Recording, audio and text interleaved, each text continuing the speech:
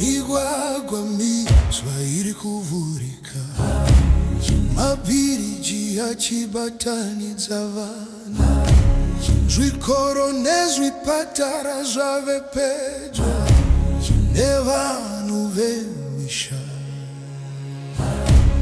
vashandi vakapiwa bonasi kutenda basa ravanoshanda.